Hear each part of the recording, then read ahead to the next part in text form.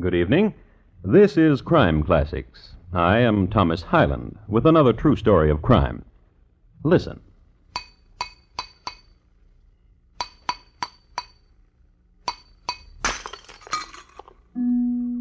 The glass you just heard broken was not ordinary glass. It was a closed vessel of exact contour of the man's head which it held. It was raised exactly 1 millimeter above the skin all around and above the hair. No small feat, since the hair on the head was lush and curly. Another masterpiece by Dom Llewellyn, whose secret of blowing glass to enclose human heads died when he died. Dom Llewellyn had been called in to do a job of work on what was left of Mr. John Hayes, which was all above the neck. So tonight, my report to you on John Hayes, his head, and how they were parted. Crime Classics, a series of true crime stories from the records and newspapers of every land, from every time. Your host each week, Mr. Thomas Hyland, connoisseur of crime, student of violence, and teller of murders. Now, once again, Mr. Thomas Hyland.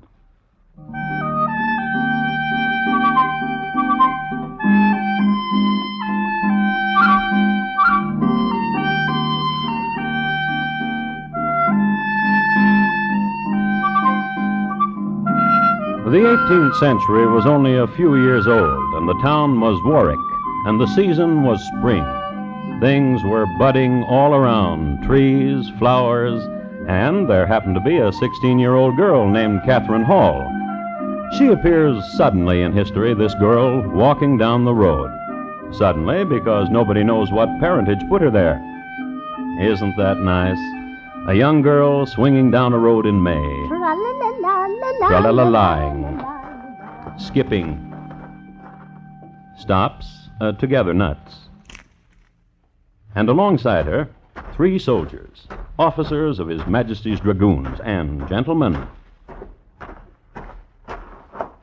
Gentlemen 3, and guardians of Catherine, and Lieutenant Ombersley has the papers in his bandolier to prove it.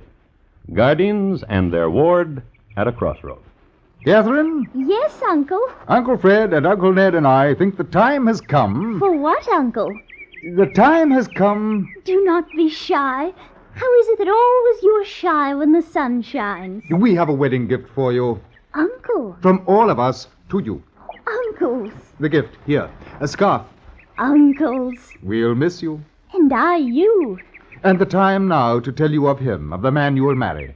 Of the man who comes down this road anon to take you from us, from Uncle Fred and Uncle Ned and myself.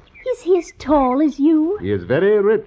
Is he as handsome as Uncle Ned? He is very rich. And has he the strength of Uncle Fred? He is very rich. Then I know I shall love him well. Catherine. Yes, Uncle. Your duties as wife. Yes, Uncle. Always water in the pail, and loving nuptials cannot fail. And? Happy marriage in a springtime day, child in the cradle on New Year's Day. Oh, yes, Uncle. Oh, yes, Uncle. He is prompt. I die with impatience. He has a fine span of horses, see? Oh, trembling. Oh, John Hayes! Oh! You, girl, if your name be Catherine, get in. Uncle. Get in, girl, get in. A kiss, Uncle, for farewell to you and Uncle Ned. Which we did in tears and kisses the whole night past. Get in, girl, get in. Here's your money, Lieutenant. Small sackful, as was contracted for. Giddy up!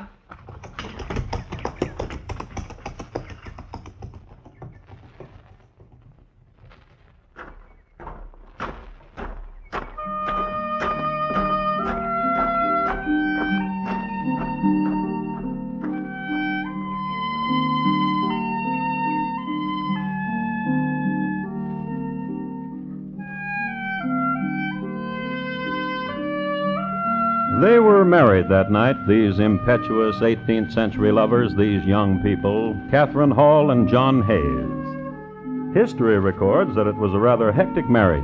The groom's father went temporarily blind from drink before the ceremony.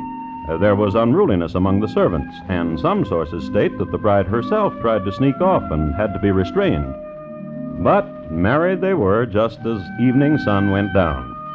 And that evening, after the house of John Hayes had quieted down, after the pig had been eaten and the toast drunk, after the celebrants had gone home and the windows bolted and the doors barred, after all these things...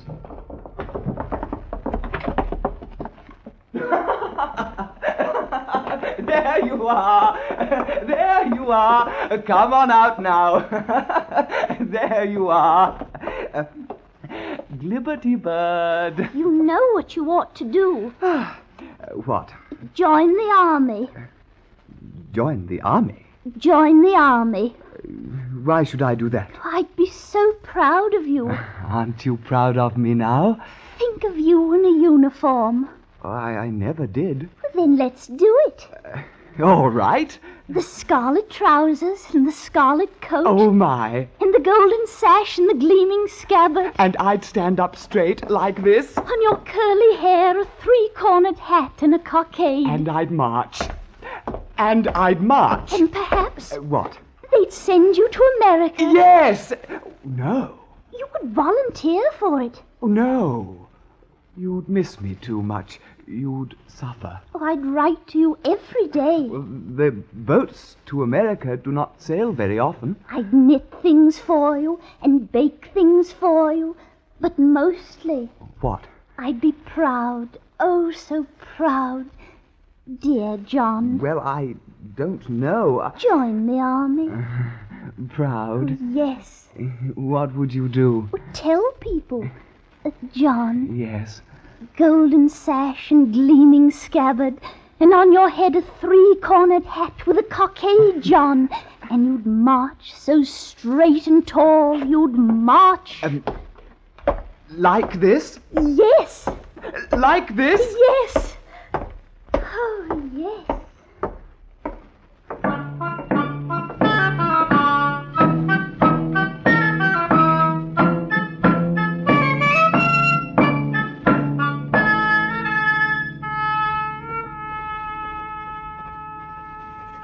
Dear Father, I am writing this letter to tell you that I have just come back from a 20-mile march under full pack, and I do not like it.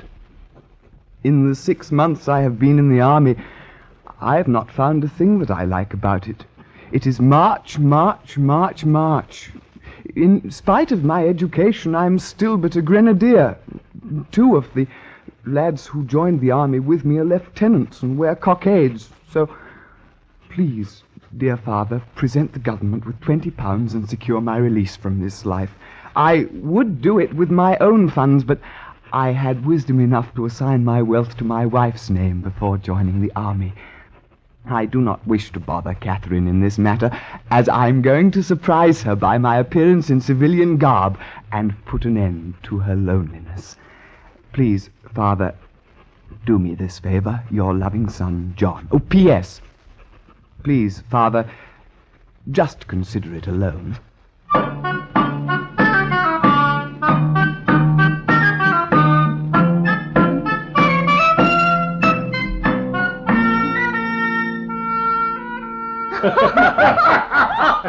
That curious tailor from Tottenham. Oh, Mr. Wood, you're the one. And how about me? Oh, you're a one too, Mr. Billings. If it's the butcher boy, Mr. Wood. Yeah, I'll send him on his way. Aye. Who are you? Oh, who are you? I am John Hayes. Who? John Hayes. Oh, he be in the army. Oh, not now. I am John Hayes, and I've come home to my wife. Where is she? Catherine! Who is it? Catherine!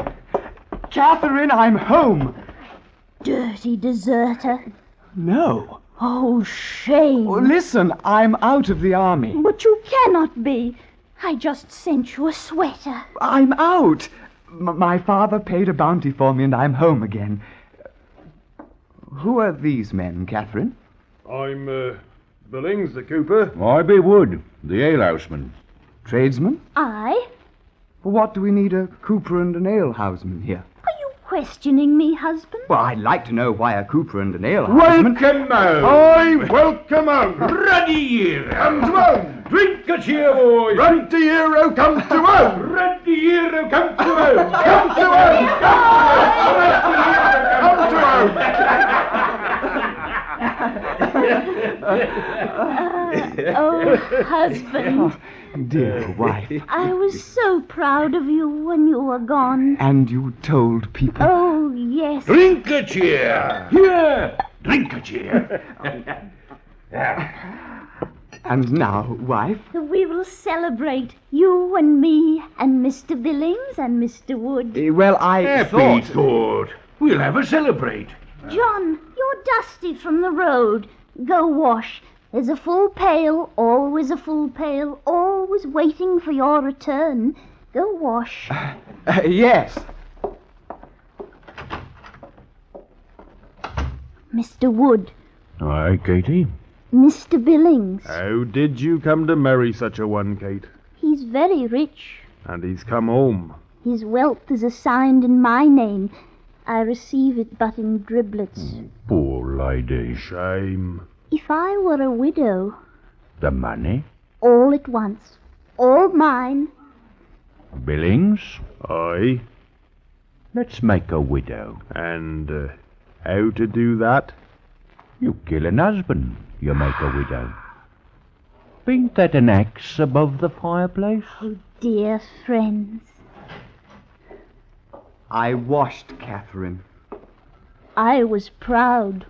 Ruddy hero.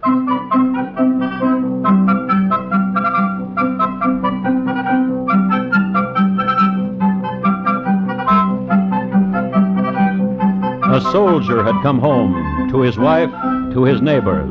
There was wine in the room and a good fire. But it was one of the shortest celebrations on record.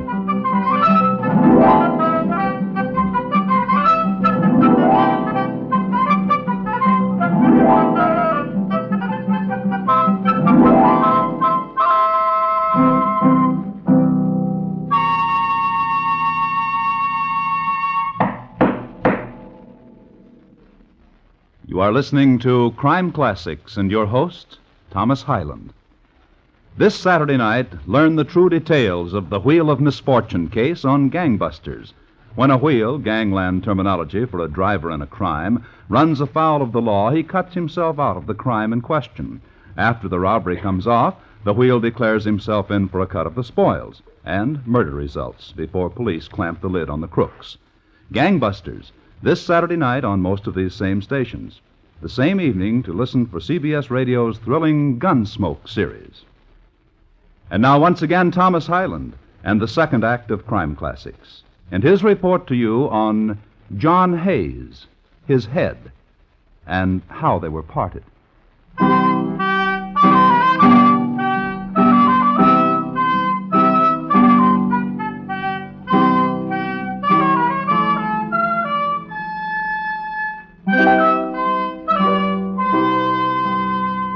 Historical background.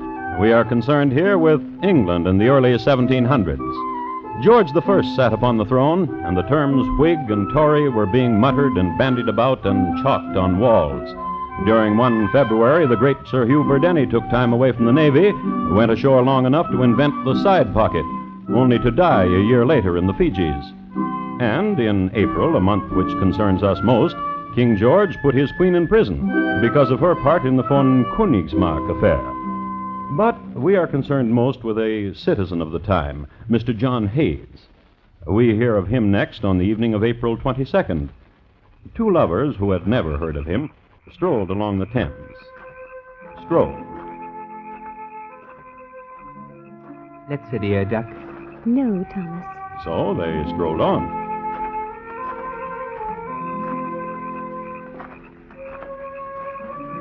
Mary, Duck, let's sit here. Oh, no. And on.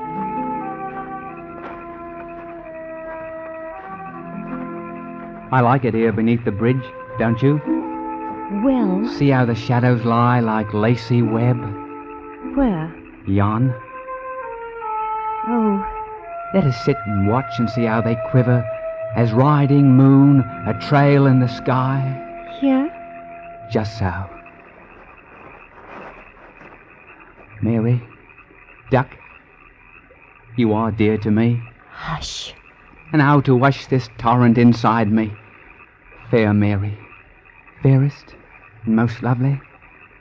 And now the blushes to your cheek beneath the moon. Thomas.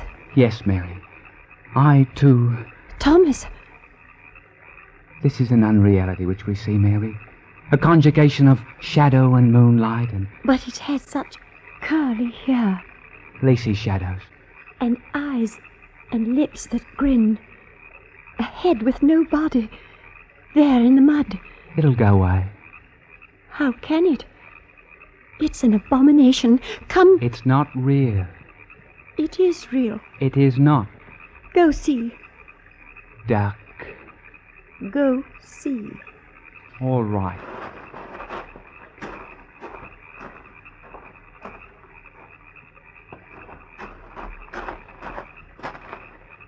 Well, Go. a head Of a man. of a curly-headed man. I knew it. Thomas Ascot, I did not want to come down here in the first place. You made me. You made me. A head.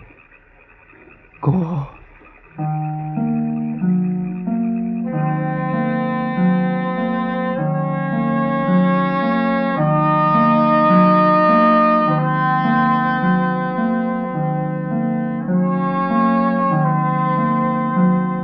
So they discovered the head in the mud of the Thames, and after they married, they had a lot to talk about. It was the head of John Hayes, all right, but nobody knew it then. Thomas Ascot reported his unusual find to the constabulary, who went to the spot, saw that the lad was indeed a truthful lad, poked about searching for a body to go with the head, failed, and then brought back what had been found to the sheriff's offices. They cleaned and combed the find, known as dressing the head in the trade. Then they mounted it neatly on a 10-foot pole. This was the custom of the day. Whenever an extra head was found, mount it on a pole, exhibit it in the town square so it could be identified. Nobody, however, came forward in the prescribed 3 days, so Dom Llewellyn was called in. Do that thing you do with glass, Dom, he was told, with heads, and close this one for preservation purposes. And Dom did, with caliper and a secretly fashioned glass and blowpipe. And Tom did. In the meanwhile, back at the home of Catherine Hayes, she's just stepped out of her door on her way to the cheese stall. Mrs. Hayes! Woo! Mrs. Hayes! Good morning to you, Mrs. Martin. Good morning to you. Marketing? Marketing. Mind you if I go along, if I walk with you? Neighbor who walks alone, neighbor's alone. Aye. Wise was the poet who first said that. Mrs. Hayes, Yes, a question. ninny do. How go your two boarders? Apace. So? Yes. Mr. Wood is an attractive one. Wouldn't you say? In truth, I had not noticed. Nonny, nonny, nonny. In truth. I suppose you'll say you have not noticed the prettiness of Mr. Billings. Not at all. Through the goodness of my heart for poor tradesmen, they live in my cellar. Truth, I never see them. And Mr. Hayes, your husband. Of him, what? I have not seen him. I heard he has returned from the army, but I have not seen him. No wonder. No wonder. If he is on his way to Portugal, how could you see him? How indeed? But Mrs. Hayes, Yes. so long he was in the army, then home to such as young and comely as you, then within 4 days he offs to Portugal. Oh, restless John. My last words to him as he left. Restless indeed. Huh. Would that my husband were restless like that, and off to Portugal. And a cooper like that Mr. Billings about. Some has all the looky.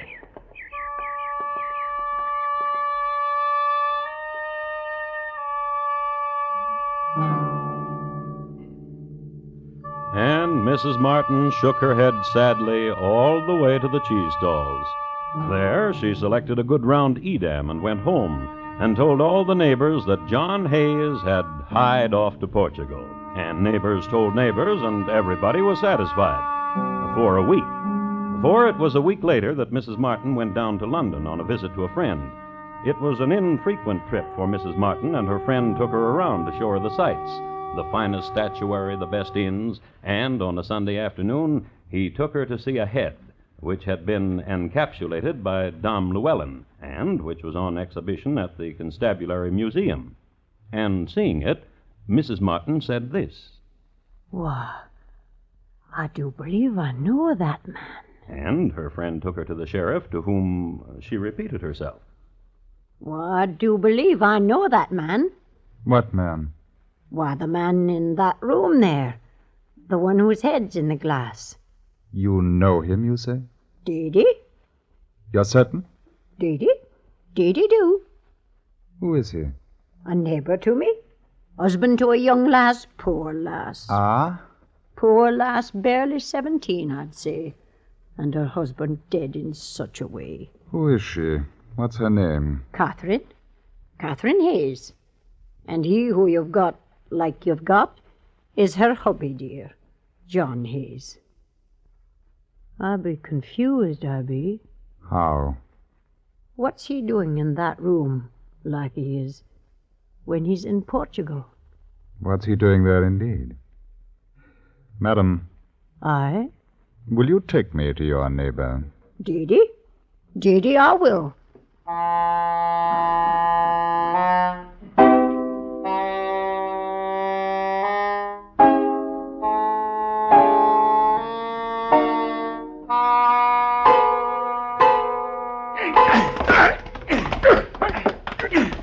We've had enough of you around, Katie and I. We've had enough of you around, Katie and I. What say you, Katie? Settle it between you. Listen to me, alehouse man. I'd as soon slit your gullet as look at you. And I'll do it if you don't leave us alone. Talking. That's all you're good at, Billings. Come to me so I can let the air out of you with a knife. Aye! Oh, settle it between you.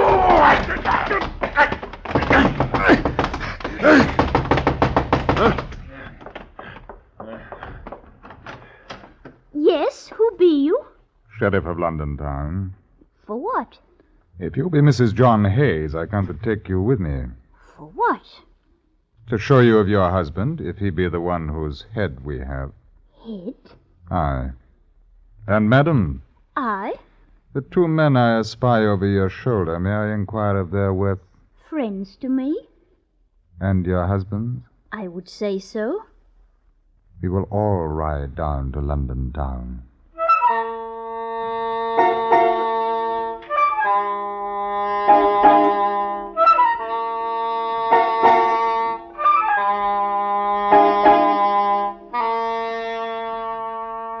And now, Mr. Wood, I will show you a thing. Come with me.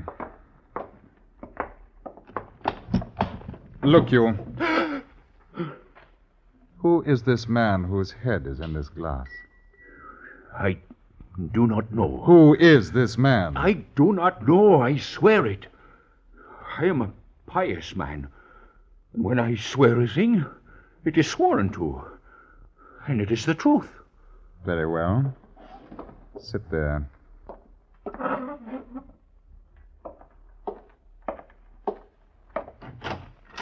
Mr. Billings?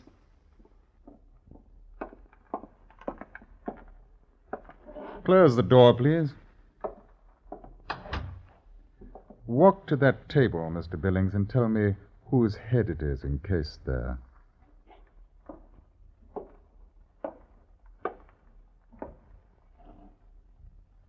Mr. Billings? Aye. What have you done with the rest of Mr. Hayes? Mr. Hayes? Did you put an axe in such a way as to sever his head? Me? You. No. Very well. Sit there.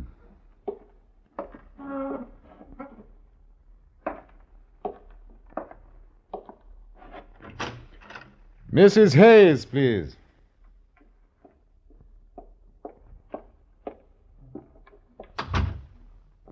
Is that your husband's head who is on the table? No. You are not looking at the head, Mrs. Hayes. Nor do I need to. For my beloved husband, my strength and my love is in Portugal. Mrs. Hayes, What? will you look at the head, please? I will not. I will bring it to you so you can see. Do not. For what reason? Do not. Do not. Oh, do not. Oh, do not. How can it be my hubby-love John when he is... Pretend, Mrs. Hayes. Pretend he is not in Portugal, and so pretending tell me, is this your husband? No. Are you sure? It is not my husband. Perhaps you need a better look. No, it is not John, not him. I hold him by the hair and close to you. Now tell me. John, hubby-love. Your husband. Yes, oh yes. And how got he here? They did it. Billings and Wood. Say, liar! No shame and no lies. You, the two of you evil men, killed him and severed his head. Aye, while you fetched a pail to catch his head. And laughed as you caught it. In the name of His Majesty, I charge the three of you. Charge them, not me. The three of you.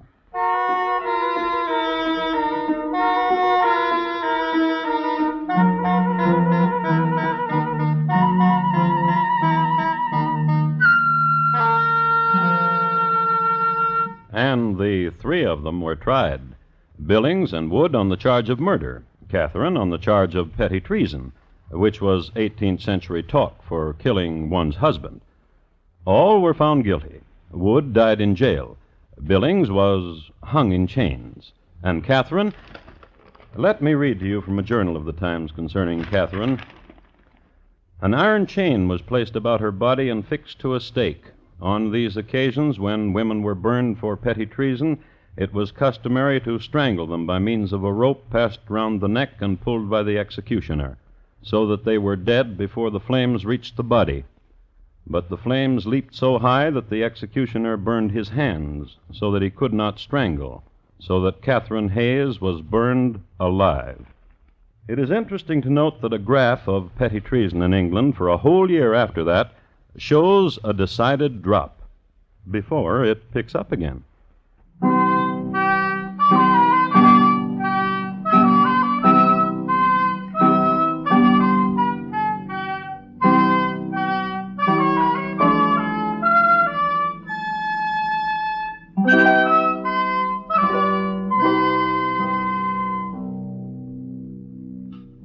In just a moment, Thomas Hyland will tell you about next week's crime classic. John Hayes, tonight's crime classic, was adapted from the original court reports and newspaper accounts by Morton Fine and David Friedkin. The music was composed and conducted by Bernard Herrmann, and the program is produced and directed by Elliott Lewis. Thomas Hyland is portrayed on radio by Lou Merrill. In tonight's story, Betty Harford was heard as Catherine, Jeanette Nolan as Mrs. Martin, and Alistair Duncan as John Hayes. Featured in the cast were Ben Wright, Richard Peel, Charles Davis, and William Johnstone. Bob Lamont speaking. Here again is Thomas Hyland. Next week, Mahadwat, India, in the year 1894. We will concern ourselves with a father and son who just didn't get along, to the point where one of them had to go.